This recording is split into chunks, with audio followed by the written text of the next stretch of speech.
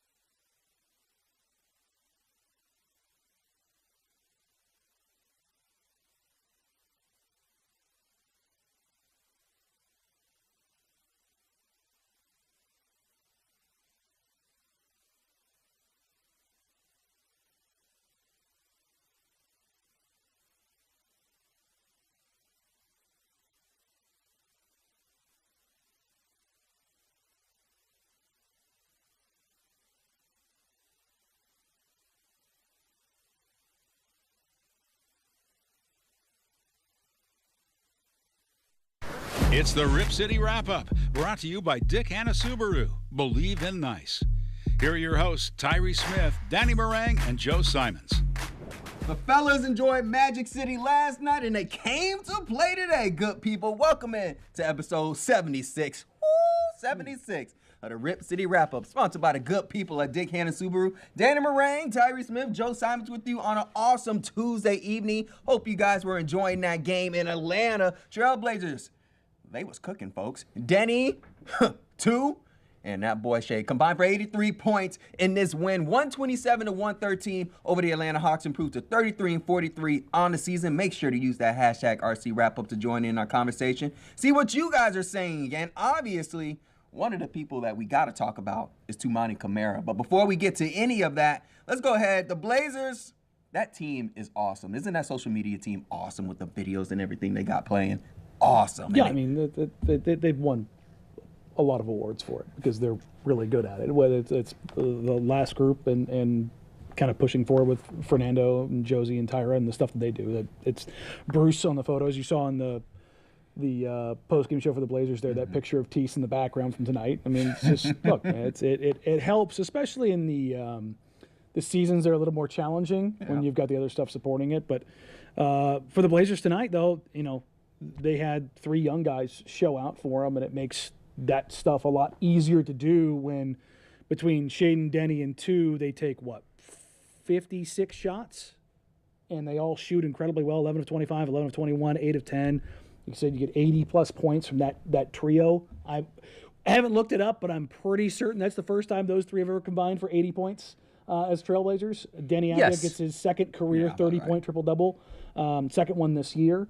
And he joins, was it Jokic and two other guys, Giannis and some guy named SGA, I believe, as the only other players this year to have multiple 30-point triple-doubles. As we discussed, the four best players in the NBA right now, Denny Avdia, Giannis Antetokounmpo, Nikola Jokic, and Shai Gilgeous-Alexander. Yeah. The four best players in your NBA. And Toumani Camara, the best defender in the league. Speaking of Toumani, let's go ahead and get to this video by the good people at the Blazers. They put together great stuff, and they did again, talking about Toumani Camara in the box. Let's go ahead and get to it.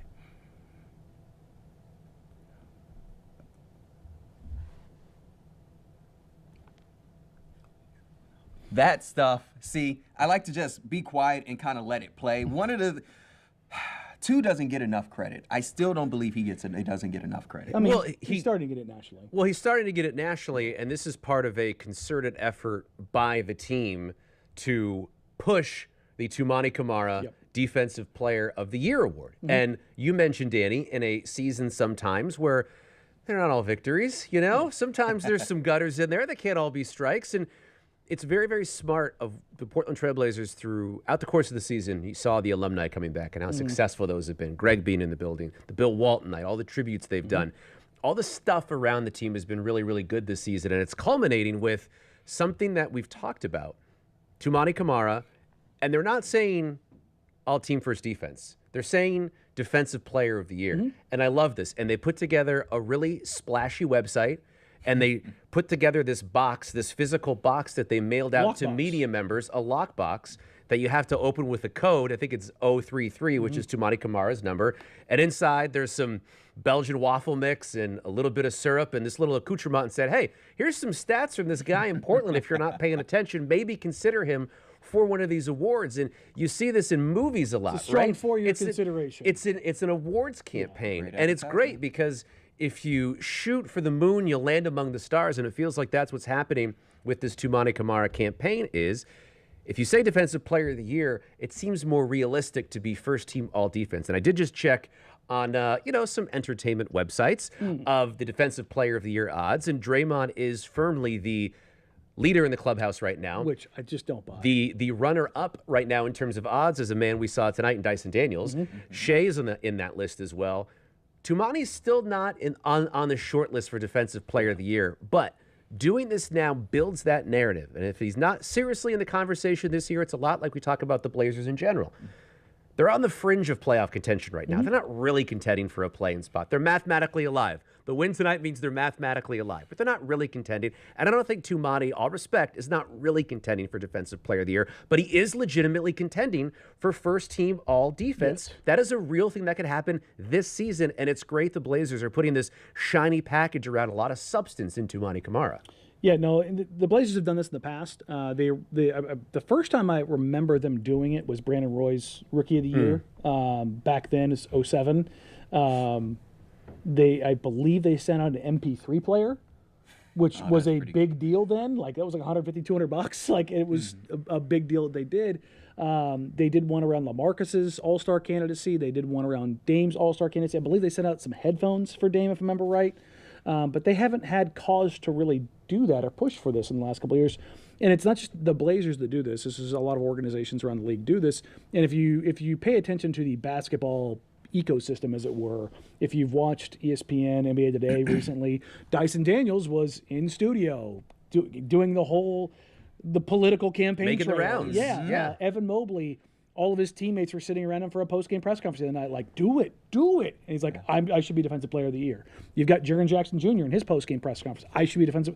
There is a legit candidacy among players, and this is a real thing that happens, particularly with this award. The MVP stuff, it's usually a little quieter on that sense, but the push here from the Blazers is real. And again, Two's not going to win Defensive Player of the Year. That's totally fine.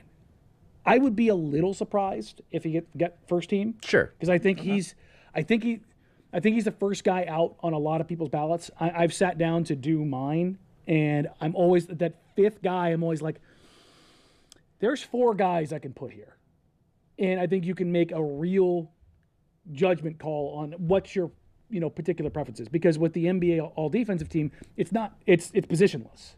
So you're gonna have Evan Mobley.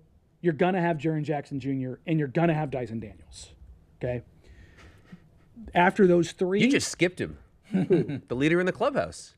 The leader, according to Vegas, is Draymond right now. well, I don't think he's going to end up being Defensive Player of the Year. But why has the narrative, and I want to get back to you in a second, but why has the narrative changed so much around Draymond and Defensive Player of the Year? Because the first of books all, are smart and they're going to take your money. he is not liked. And you talk about a narrative-based award, I can't think of a guy who's as unpopular in consideration for this as Draymond Green is. Not even that. Dre's been good this year. Don't get me wrong. Dre is not Defensive Player of the Year, and it's not Defensive Player of the half year, because he's been significantly better after they make the trade for Jimmy Butler, and he looks more like himself. But You could say the same about two, second half, if you really well, want. I mean, two's been a good defender all year. But as far as like the Draymond stuff in particular, it's more of a historical. Hey, you've been a Defensive Player of the Year, and now you're looking more like yourself again. Whereas with Evan, Dyson, well, I mean, Jaren obviously won one last year, but with the young guys that are coming up, Lou Dort,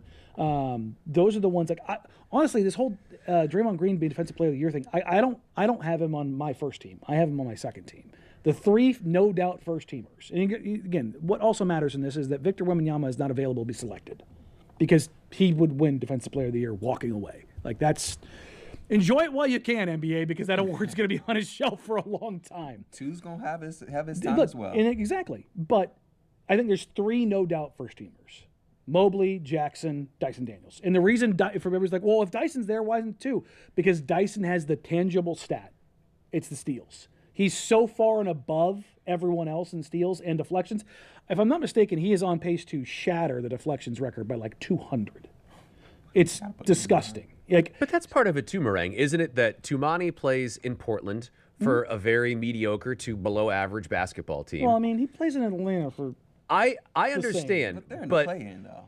they are in the But play-in. they're also where TNT is headquartered. Yes, I understand, but I think more people have watched Dyson Daniels play basketball at large than Tumani Kamara. Oh, it's also easier to process steals. Precisely. Because like the Defense thing, is more subjective, which is what I was getting yes, to. no. With two, what the Blazers are pushing, and I think this is actually Tom Haberstroh has done a really good job of this. I think as a fan base, we not as a fan base in Portland, but just NBA fans in general, being smarter about how we talk about defense, because we look at, well, this guy got this stop. And it's not just that, because there's so much of the team concept. Like, you can understand scoring because guy put ball in hoop. You don't necessarily know what rotations or what guys are responsible for and what they did or didn't do on a given possession. And those are the things that are a lot more subjective, and you have to have a lot more insight into to accurately judge it. So when you see guy has more steals, more blocks, and like with Wemby, it's very easy. You get the bleep nose, because guys will drive, and whether it's a shot not taken or a pass not made because he's 7'5" and has otherworldly wingspan, it's undeniable. It passes the eye test very quickly. Yes. You watch the man run up and down the basketball court maybe a handful of times, and you're like, oh my God. Why does this Is man this look legal? Yeah, why does this man look so big in What's a league happening? full of people so big? Twos is more intrinsic. But I think the Blazers have done a really good job of not only educating the Blazers fan base, but the global NBA fan base, as it were, as to why two is so valuable. But two also has counting stats, whether it's charges taken, which he leads by a lot, offensive fouls taken, steals, blocks. Like, he still has tangible stuff too, and I think that's what's really impressive about him. And you know what? We're going to give you guys the media treatment right now. Sounds like we got the full video up, so when we get a second, let's play the box for our whip boy, Tumani Kamara. You in the Damn, box, Tyree. you cannot hide anything. You in that space. Can't go nowhere. You don't have no option. You cannot get out that space. And lock you down defensively.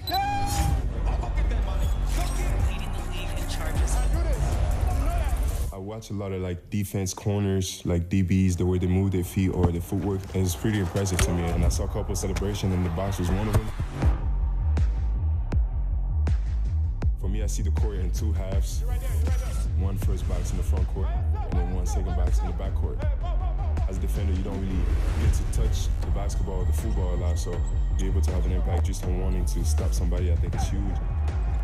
If I'm able to get a stop in the front or back court, I feel like that's just a good symbol to symbolize, you know exactly what I mean. You do that sign after getting a defensive stop, I feel like it's It's pretty straight to the point. I just loved it. It all starts with Tumani Kamara. He is the shadow. He's the best in the league. He's the best. 37 All-Stars he started this season. We talk about banshees. He's a banshee. I think everybody around the league is a big fan of Kamara. He's the type of player that everybody wants. Tumani, he is a maniac. He's very tough on the ball, very physical. He's hard to screen. I have a ton of respect for how Kamara plays. They dominant too. I'm having a ton of fun playing basketball, period. Whether it's defense, offense, however, if I can be on the court between those four lines, I feel like it's just one of the best where I can express myself, so I just love it. That right there. Love the logo too. The It's hard. TC in the case. That was hard, man. Alongside that, the Blazers have the KamaraCase.com, where it has testimonials from players and coaches about how good 2 is, as well as a lot of the full videos of the little snippets that you saw in there. Right there on your screen. There you go. Yeah, it's pretty cool, and it mentions some stuff from Mike Budenholzer, from Darius Garland, from Damian Lillard, JJ Redick. The Banshee comment, I was in the room for that one, and like the praise with which JJ had for Tumani, like he went on to elaborate beyond that. Like it was two has respect around the league. Like we've talked about this off air. I've talked to a lot of players after playing the Blazers, and usually I'll try and grab somebody that was primarily guarded by 2. And just an off the record, hey, what did you think of 2? And every single time it's that guy's a bleepity bleep. And they mean it in the most effusive man. Like he is, the dog in him per 36 is through the roof. Darius Garland said, or it was Darius, it was Tyrese Maxey. The quote that he got, that he gave Jason Quick of The Athletic was, he picks up 94 feet, man, and he does it all game, and he doesn't stop. He's relentless. He's going to wear you down, and it's never going to stop. You just tip your cap to him. There just aren't many people in the NBA that not only are good enough defensively to do that, but can actually carry that workload. It's truly crazy how much ground and distance and effort he covers defensively on a given night. Well, that side of it, we've gotten more than I think we thought we were going to. Going into the season, the notion that we'd be here 6 games to go, and Tumani feels like a better chance than not he's going to make second-team all-defense in the NBA. Like that's one hell of an accomplishment, and very exciting and surprising that we're here at this point, because going into the season, it's like, is this guy going to start for the Blazers? Then had that awesome preseason. It's like, okay, cool. 2's moved up to a starter. And now we're in this position where we're getting polished campaigns by the team that he plays for, like you saw in that video, to put out the word that he is one of the top 10 defenders in the NBA and should be considered among the elite at that. All that being said, the offense, it's starting to get more consistent. Tonight, 8 of 10 from the field. 8 of 10 from the field, 2 of 3 You'll take that any night. from deep. That's good efficient. Look, I don't know the 4 factors like Danny Marang does. I know that 8 of 10 is a good percentage for Tumani Kamara. I don't do math. Don't ask. Tyree, even as not a mathsman, like you 8 of 10, you are getting it done. And when you get that, let's say, I don't know, guys, like if you're getting that 3 out of every 8 games from Tumani, if you're getting that like 2 out of 5, like if you're getting it 40% of the time, you're getting some sort of solid, I'm not saying like this, but a solid offensive contribution, then that is a bonus when you can have a stopper like that. And maybe this might be an interesting point to pivot the conversation a little bit to someone else who was sensational tonight and led the Blazers in scoring, Shaedon Sharpe with 33, because something I always wonder about this squad is if it's comprised of the right dudes. It feels like if Shaedon can just be okay defensively, just don't be a minus defensively, because you have such exceptional defense around him. If And you continue to build that, and size, DC obviously being a part of that, like, is it okay for Shaedon to be defensively and for him to be a big part of this team? And I think you saw some of that tonight. And the one stat that I do want to see from Shaedon, in addition to getting to the line, which he did, 10 free throw attempts, he did shoot inside. He had 15 attempts inside the line, which is great to see. Rebounding is such a big number for me for Shaedon Sharpe, because it is emblematic of his participation in the basketball game, not just of, okay, Shai's collecting the ball, it's a possession for my team, but when Shai's grabbing rebounds and running and directing traffic and not playing off the ball, but playing on the ball a little bit in transition, I think it leads to more success for this squad because the defense collapses on Shea so much. And when he's a distributor in transition, I just think it makes your team so much more dangerous. And you saw it tonight. They scored 127. It didn't, I'm not saying Atlanta's an offensive juggernaut, but it didn't look very hard for Portland tonight on offense, especially in the last 3 quarters, guys. Especially they combined with 17 turnovers. Exactly. They combined in the second, third, and fourth quarter combined. They had 101 points in those quarters. 40-point quarters are super put it useful. on Atlanta offensively. I mean, the game in essence tonight was about as April of basketball as you can get for teams. It was the first 7 minutes was defense optional. It was, to be blunt, it was horrible basketball. I mean, just wide open turnovers and runouts for both teams, and it was like, oh, please don't let this be it. I saw you being grumpy about the style of basketball. Well, the first 5 minutes were awful. Look, it was awful basketball. I mean, if you're gonna flag anybody tonight, Denny 7 turnovers. That's the only real mark tonight where you're just like, come on. Almost the quadruple double there for your boy Denny. But list of best players of all time, Denny. No, I mean, look, it definitely pops up. But look, this is what Shaedon's capable of. Of Shaedon's, this is the thing. You watch rebounds, and I think it's a great indicator. On the offensive end, I watch what threes Shaedon takes. And this has been a thing all season you've been monitoring. Yeah, and there was one for certain three where I went, no, not that one. If I may, that was with 90 seconds left in the game. Marang is out there coaching until the very, very end. 90 seconds left in the game. Shea's just dribbling and out there up 14 points. Shea takes the step back 3 Marang hates, clanks it with 2 on the shot clock, and goes, Shaedon! No, when it was an important position. No, when he caught it, take it. Take the catch and shoot, man. Take it. Don't waste those 5 seconds, Shea. Get that good shot. No, get the rhythm. I get it. Take good shots when good shots are like. For me, Shaedon, the 2 biggest things that I watch for Shaedon's development. 1 is aggression on offense. 2 is shot diet. It's the shots that he takes, because the shots that he can make are all the finishes he had tonight. He had some absolutely insane.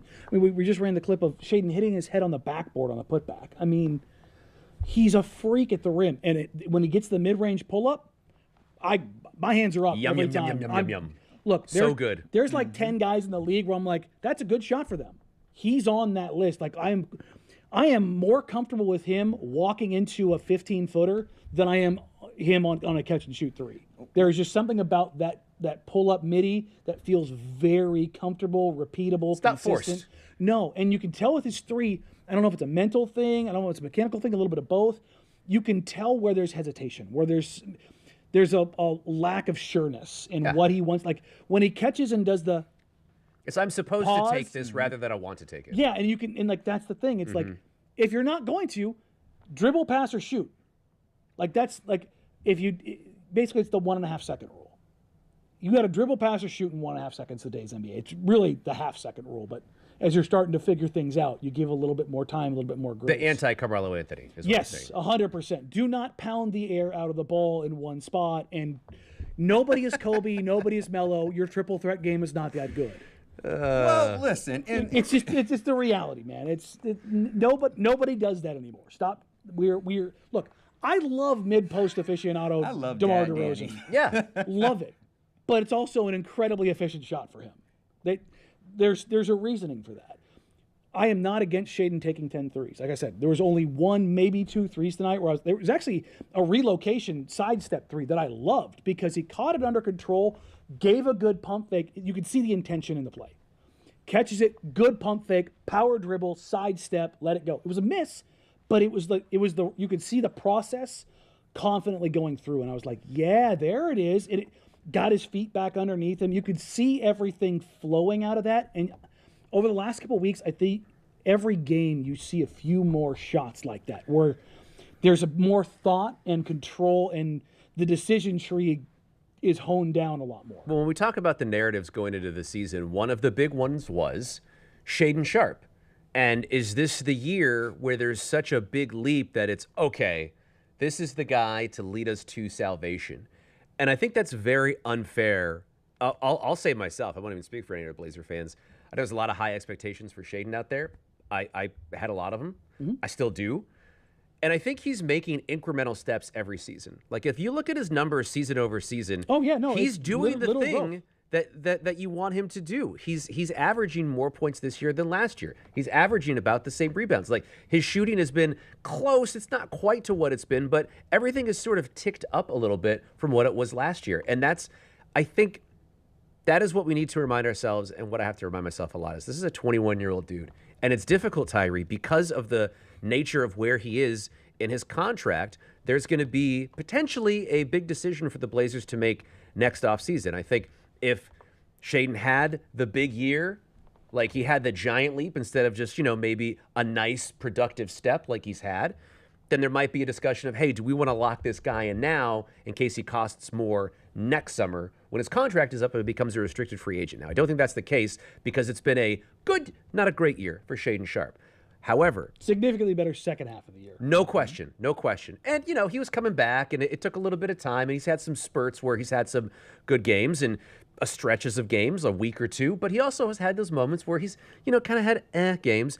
But when he has a game like tonight, if you're in a position where Shaedon has another step up next season, let's say he averages, close to 20 points a game, Blazers are in the play-in, maybe they get to a playoff series, you see another sort of productive step forward. And then the decision is, okay, do we match anything that comes for Shai?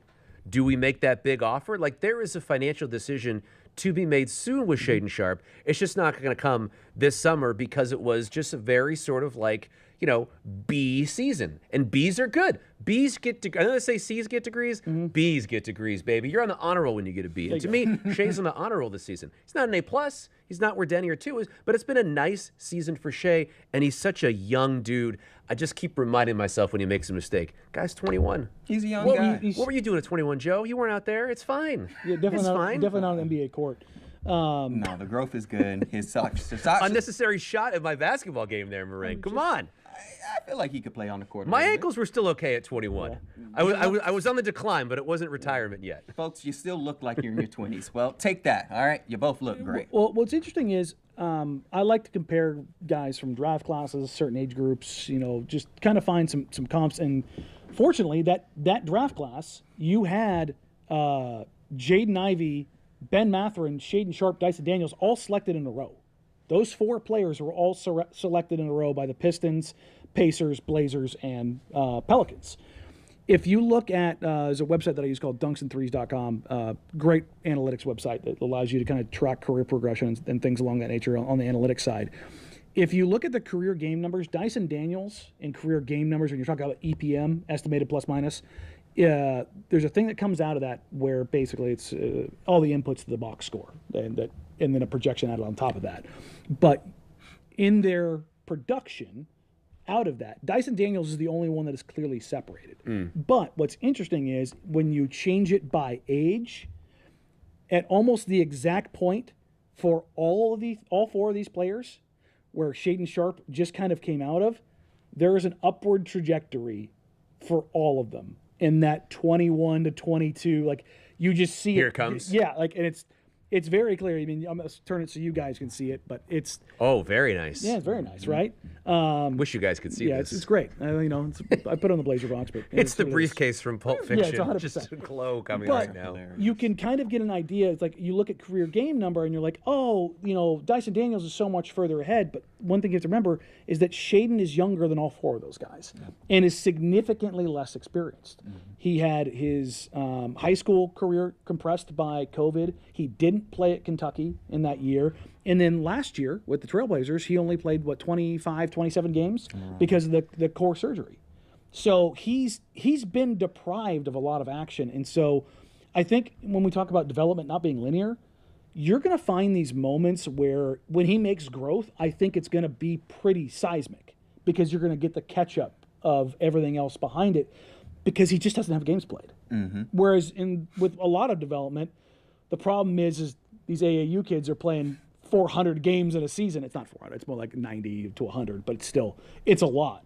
Shaedon just doesn't have that game experience because of COVID and injuries and sitting out the 1 year at Kentucky. Well, you look at the overall perspective, and that's what you hope for Shaedon, as he becomes that top target, that top dog, maybe the entire face of the franchise. And coming into next season, I mean, he'll have an off season where he didn't have an injury, still recovering from the core like he did last year, so he won't have that. He will also have time to really work on his defensive game. And to your point earlier, with guys back on the floor like Matisse, who had 5 steals tonight, which is crazy, takes a little bit of that defensive burden off Shai. Yeah, I'll still pay him because of the upside of his offensive game, and I see the ceiling. It's not like he's not like Zion, okay? We don't know. His outside life is not wild. He's just a quiet guy that's building his resume, building his career, building his skills. And so you see the upside of him. Unlike other superstars, you may see the Ant Edwards who are out there and aren't doing right, or you see the Zions that aren't doing right. You know what Shai's doing. You know the progression of his game. And even if his defense isn't exactly where it is right now, I mean, his talent level is here.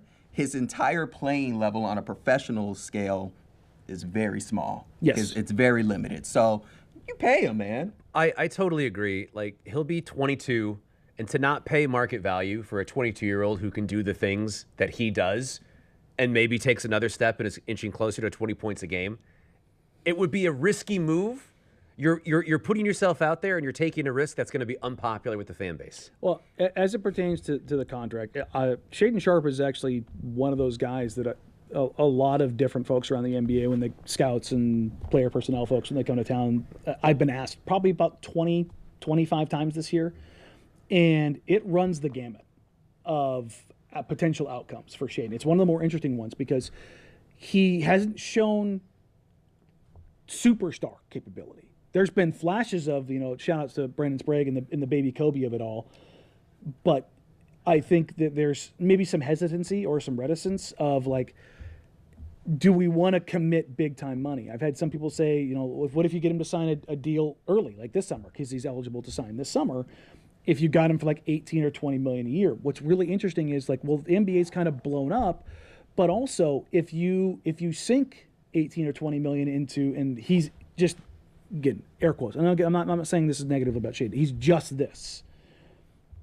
Does that put you in a bit of a bind if he's like a guy who can be a guy like tonight and give you 33, but he can also be a guy that can disappear at times? And you kind of wonder, is that the guy that you want to give above the ML? Because the restrictions of the CBA, the aprons, everything that kind of goes with it is so difficult. The flip side is, what if he goes next year and he does take a star leap?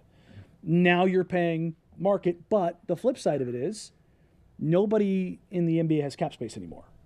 So if somebody does make a restricted offer, it's like, yeah, you could maybe go get that money, but if somebody does have cap space, it's probably on a really bad team. So I just think if Shai kind of make some decisions, as it were. If Shai was 5 years older, I think it's a different conversation. I think if you lock him up, it's an interesting thought. Yeah. That if you lock him up this summer to get that on the cheap, because.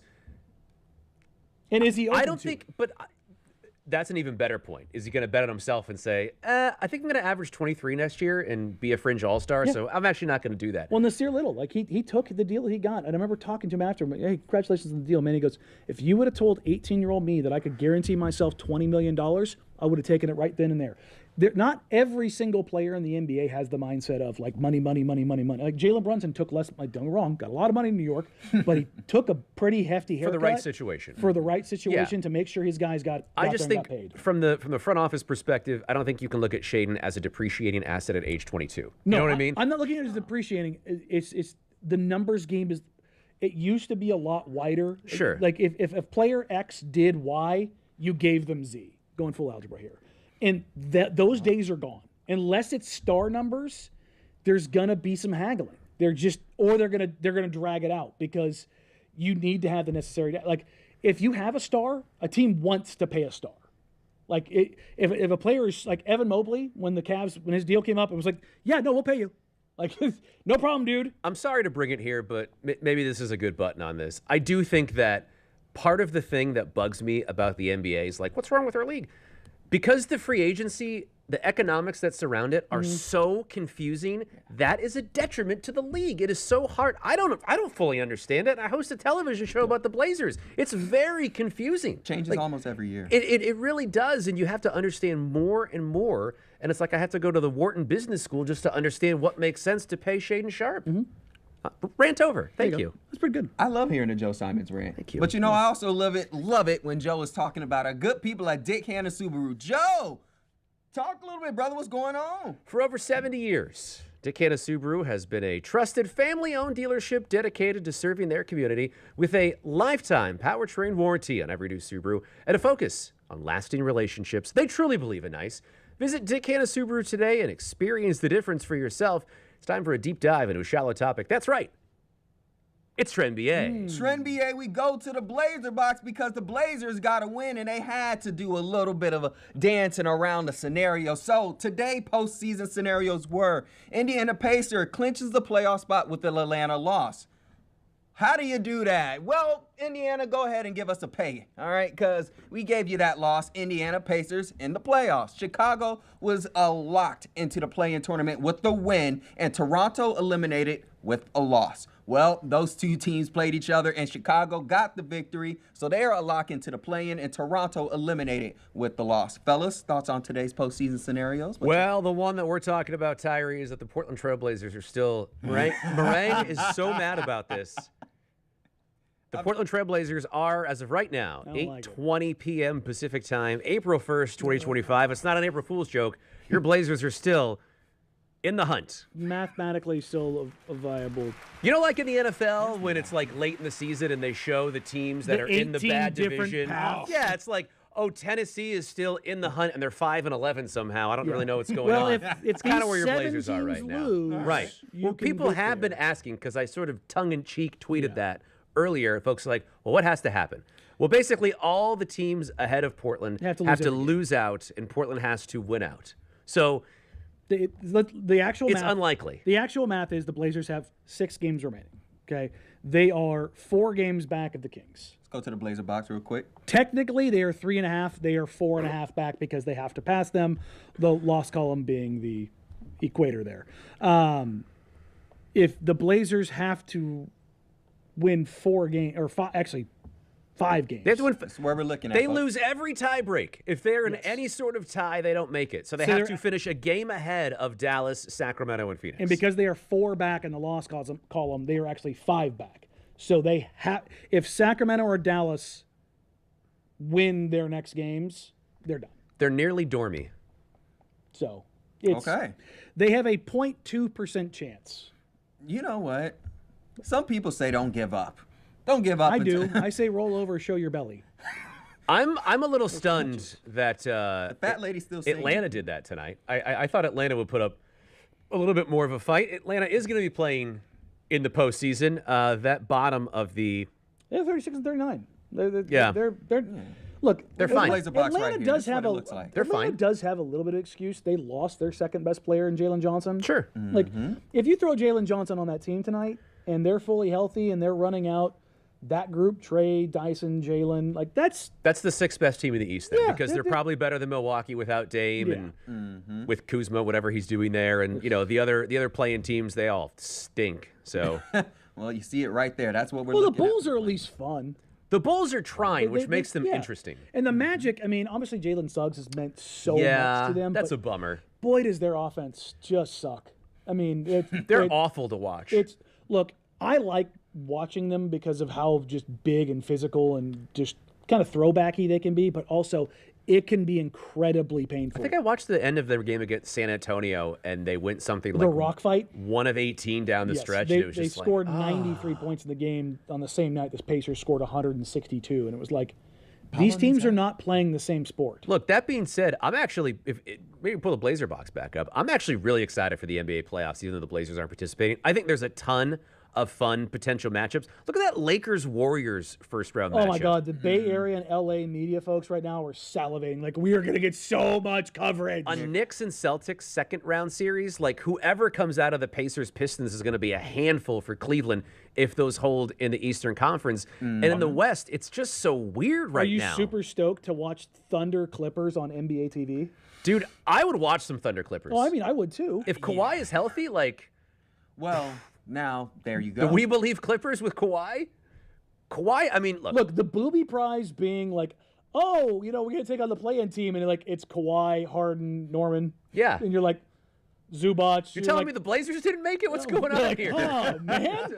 We tried to help. Yeah. It was like, I mean, look, the Thunder are probably going to buzzsaw them, but... I think so, too. But the flip side of that it's a fun wrinkle, at least. Like, there's because if Kawhi's playoff performances are otherworldly. Right. Like, if you're saying I could have X player at their peak for any playoff game, Kawhi's on the short list of probably like the top 15 all time. Your guy was a finals MVP for 2 different teams at 26 years old. Yeah.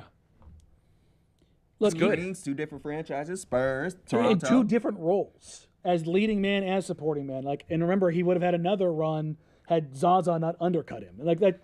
Look, Kawhi doesn't put up the Luka Doncic near 30-point triple-double playoff average, which is still bonkers. Also, Luka on that short list of guys you want for any playoff game. Oh, sure. My goodness. But Kawhi's impact when he takes over a playoff, there's just nothing you can. It becomes inevitable. If you're the Thunder and you're the average starting age of 23 years old, your playoff scars are getting embarrassed by the Mavs. It's good, but you aren't tested. Now the flip side is they have James Harden over there who is about as scarred as a human you can get in the playoffs. Norm Powell's the wrinkle, though, man, because Norm has been on a mission this season. Like, I would just love to see the Clippers fully healthy in a 7-game series with OKC. I don't think that OKC is going to get touched, or they go to the West Finals, and even then, I'm not sure they're going to get touched. They just feel like a class above everybody else.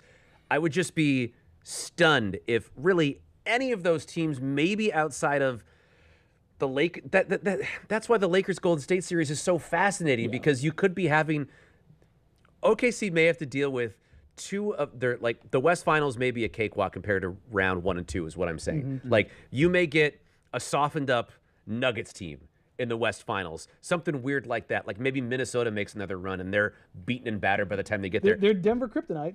They are. Having to go through a team like the Clippers and then the winner of Golden State LA, that's a gauntlet just to make it to the West Finals. You know who loves the LA Golden State matchup? Everyone else in the Western Conference. Yes, you two idiots go battle it out so we don't have to deal with you. 100%. That's every other team in the West is like, everybody good with where they're at? Okay, good. Let's proceed here and let these 2 veteran-laden just start. Like, you've got Luka, NBA Finals. LeBron, obviously multi-time champion. Draymond, multi-time champion. Steph, multi-time champion. Buckets. Jimmy Butler, multi-time finals, dragging a team by a corpse to the finals. Like, angry man in the playoffs as well. Yes, and it's like, you don't want to deal with that. For all of the OKC as a buzzsaw stuff, playoff basketball and regular season basketball, it's just a dumb trope. But it's a trope because it's an entirely different sport. And both those teams, I mean, what did Steph end up doing tonight? He went absolutely bonkers against the Grizzlies. Finished with 52, 10, and 8. It's good. 52, 10, and 8. Just 12 of 20 from 3, 16 of 31. I mean, could be better. Do you want to face that in a 7-game series? God, no. Not at all. And then you've got the ghost of Jimmy Butler over there wanting to hound you? Nah, man. Hard pass. Hard pass. I'm interested to see who the Rockets possibly get. What is the Wolves or the Clips? I think the Rockets are coached by, a Portland local here. Went to Jefferson High School. He made Udoka. Just for the people that didn't realize that. Great coach. Very good coach. Aggressive as well. I'm excited to see what he does in the playoffs Do because. you trust him? Not Nime. Do you trust the Rockets? Because that's the biggest question. Well, that's the problem. The young guys like Thompson, I mean, to an extent. But I also haven't seen them in that type of setting. Sure. The vets, you talking about a team Van that Vliet, needs vets. Brooks, and Adams. Those are the only guys that you have in your rotation that are tried and true. And Fred Van Fleet, was, some say, carried by the Claw, Yeah. Kawhi, a good amount of the time. So, yeah, I'm curious because they're a He's team battle tested, but last time we none saw for him. Amen, none for Şengün.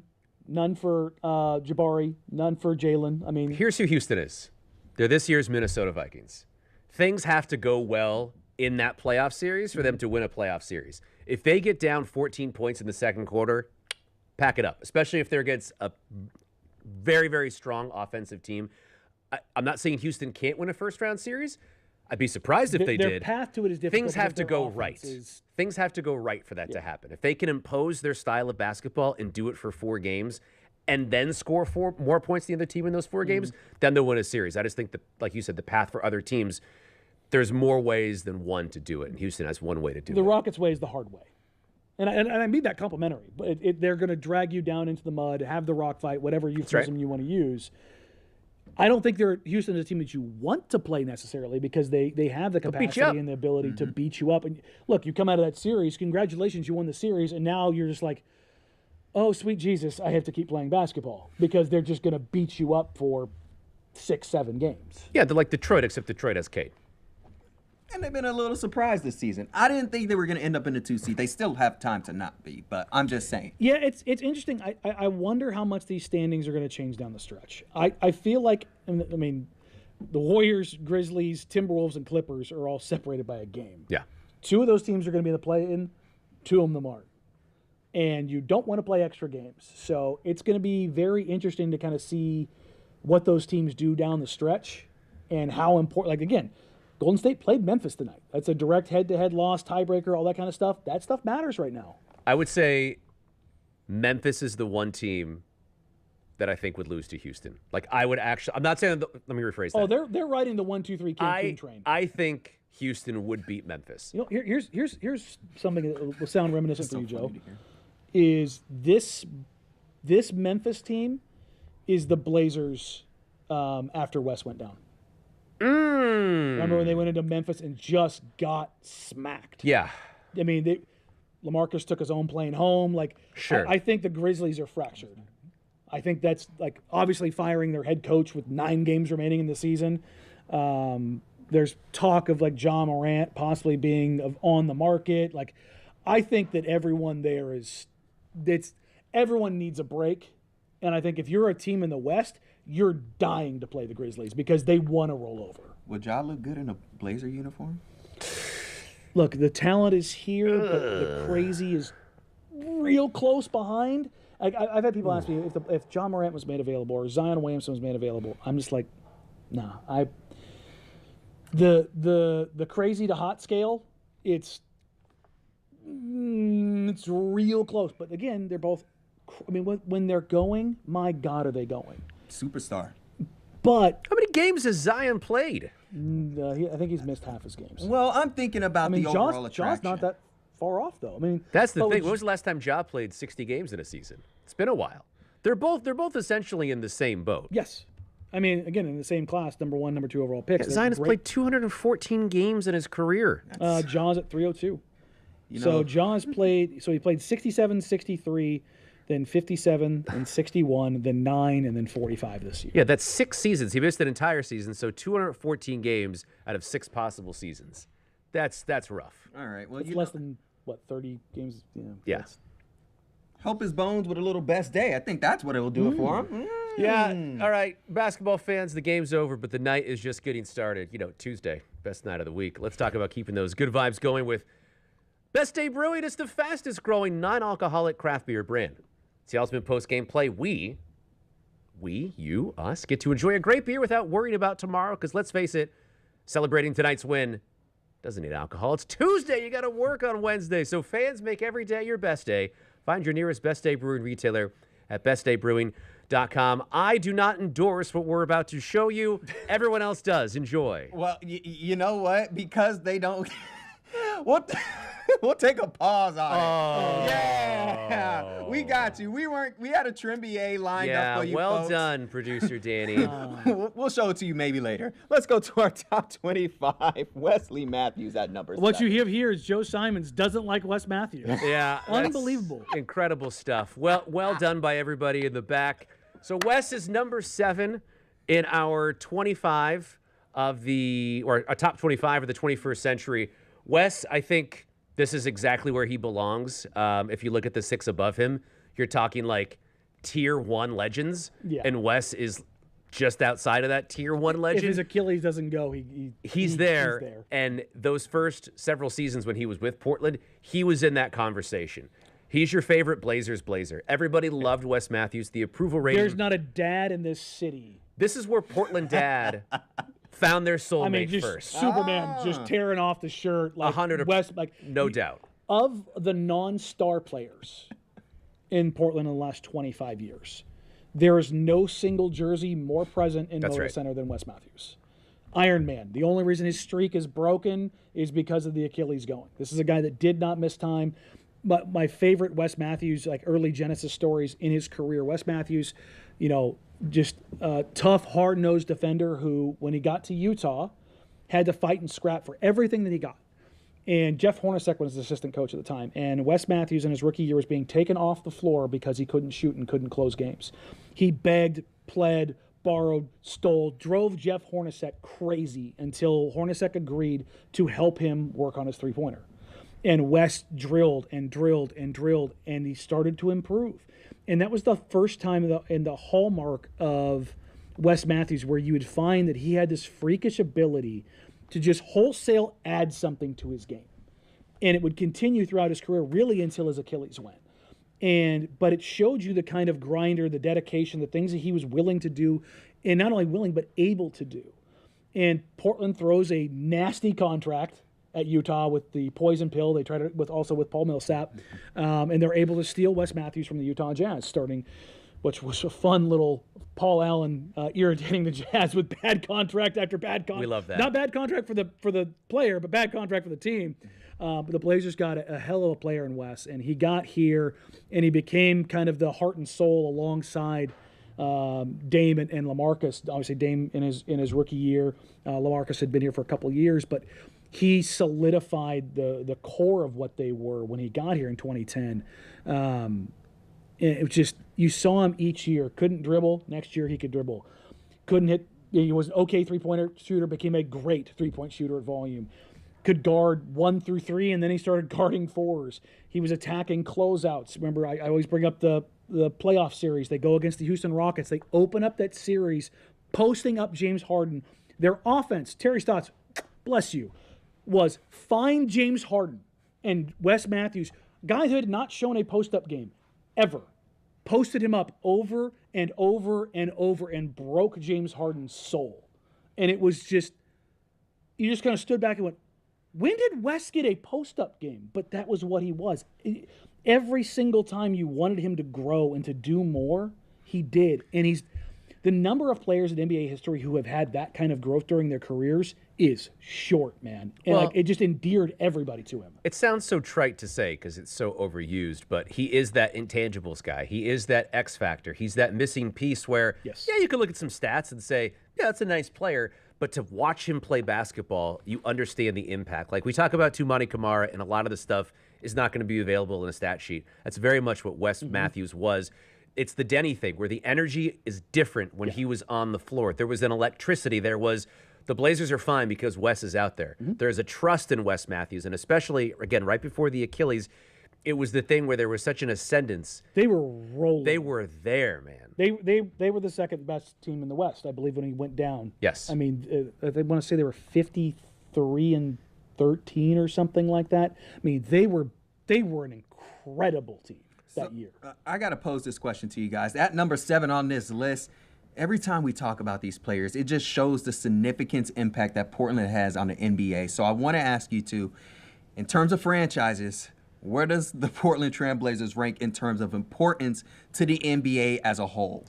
I think the Blazers represent something very important in the NBA, and that is a quote-unquote small market, even though Portland is actually a bigger market than a lot of the teams that don't get attributed as small markets. So that's another conversation. It is successful small market. Exactly. It is important for the NBA to have these franchises where it's a Portland, it's a Sacramento. It's these smaller markets where, exactly, where you point to and say, this is what they have. All respect to soccer, this is the NBA. Okay, it's different. I know it sounds condescending, but it's one of the big four. It's just the reality of the economics of sports in North America.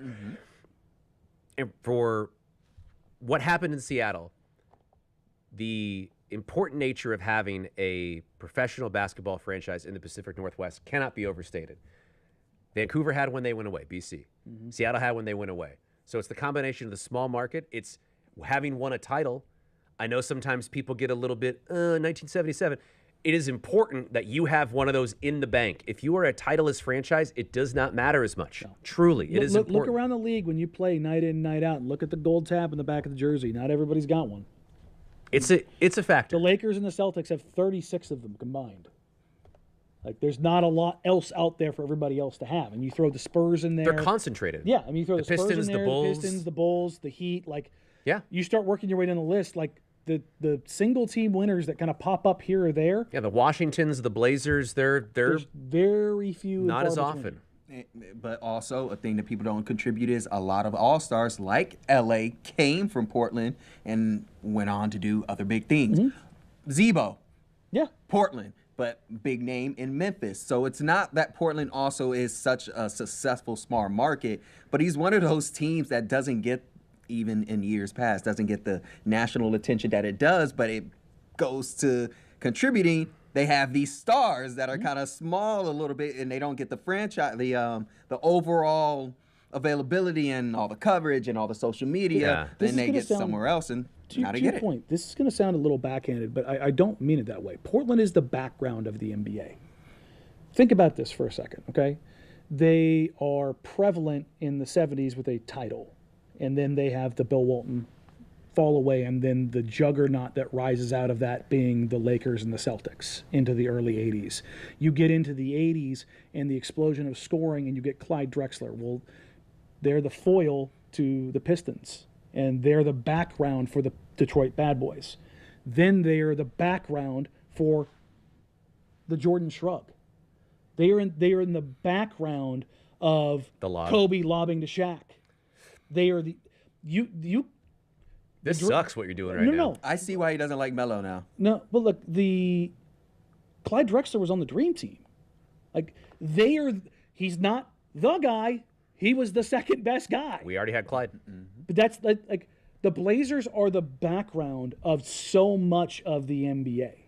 So much of the NBA. No, I think it's a really interesting point. And also to pick up off what you said, Tyree, it kind of ties it back into Shaden earlier in the show is you talk about the guys who had nice runs in Portland, but perhaps flourished elsewhere. Certainly LA flourished here, but like Zebo's a good example of that. Jermaine O'Neal comes to mind.